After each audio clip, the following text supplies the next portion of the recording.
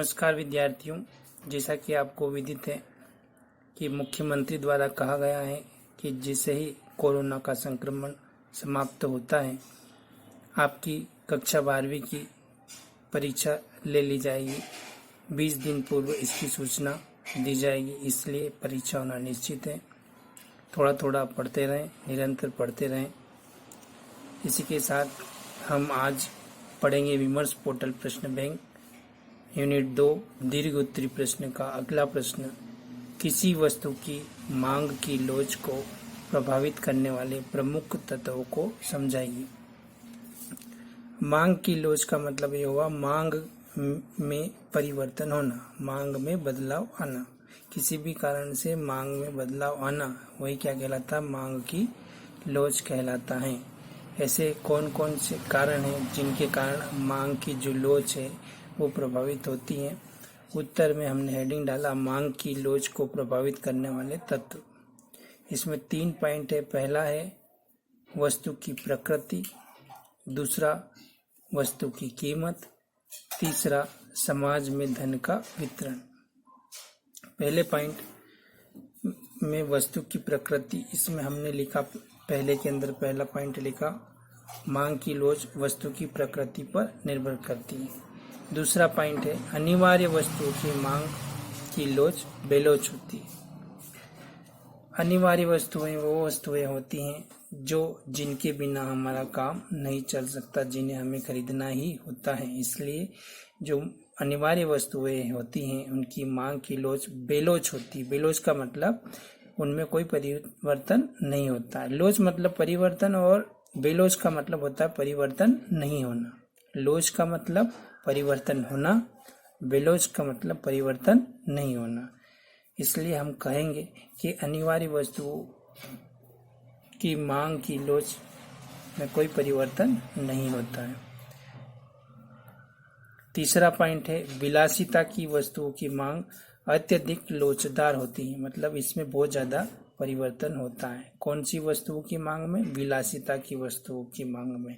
विलासिता की वस्तुएं कौन कौन सी होती हैं? ऐसी वस्तुएं जिनका उपयोग हमारे आराम के लिए हम करते हैं, हमारी सुख सुविधाओं के लिए हम करते हैं, वो वस्तुएं विलासिता की वस्तुएं कहलाती हैं।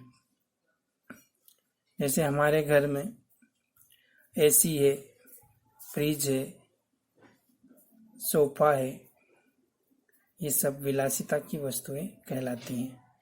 चौथा पॉइंट है स्थापन वस्तुओं की मांग अधिक लोचदार होती है। इसका मतलब ये हुआ कि स्थापन वस्तुओं की जो मांग है वो अधिक परिवर्तित होती है। स्थापन वस्तु के बारे में हम पहले समझ चुके हैं। ऐसी वस्तुएं जिनके स्थान पर कोई अन्य वस्तु का हम उपयोग करें तो हमारा काम हो जाता है। स्थापन वस्तु का एक उदाहरण भी मैंने समझाया था, सिगरेट और बीड़ी, या और एक स्थापन वस्तु चाय और कॉफी, ये स्थापन वस्तुएं कहलाती हैं। इन वस्तुओं के लिए मांग अधिक परिवर्तनशील होती है या अधिक लोचदार होती हैं।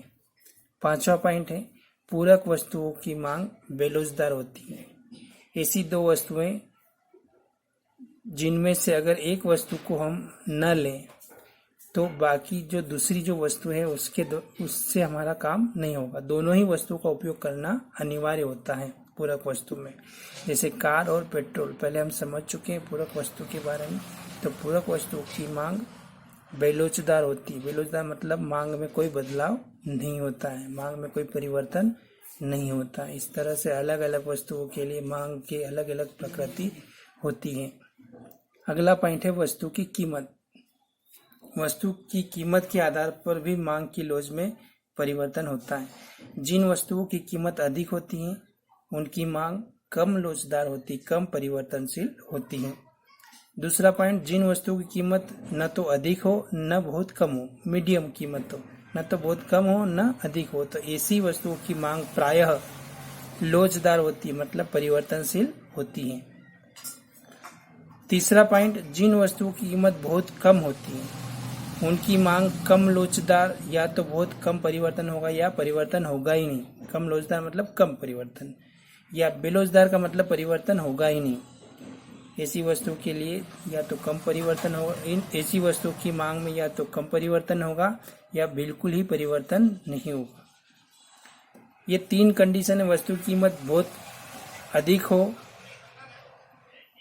तो मांग कम लोचदार, वस्तु की कीमत न ज़्यादा अधिक न ज़्यादा कम हो तो प्रायः लोचदार होती है, तथा जिन वस्तुओं की कीमत बहुत कम होती है ऐसी वस्तुओं की मांग कम लोचदार या बेलोचदार होती है। तीसरा पॉइंट है समाज में धन का वितरण। इसमें केवल इतना ही लिखना है कि धन के वितरण में परिवर्तन होने पर मांग की लोच में परिवर्तन होता है।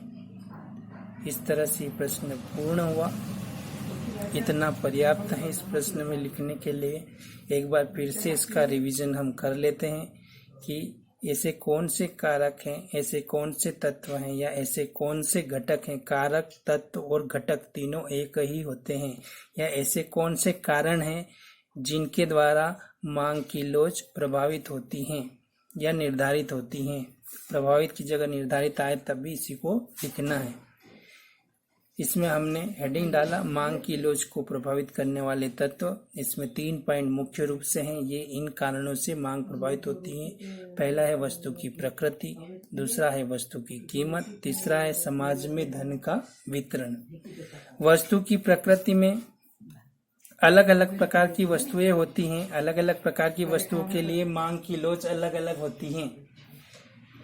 जैसे पहली वस्तु हमने ली, पहले पॉइंट में सिर्फ इतना ही लिखा कि मांग की लोच वस्तु की प्रकृति पर निर्भर करती है।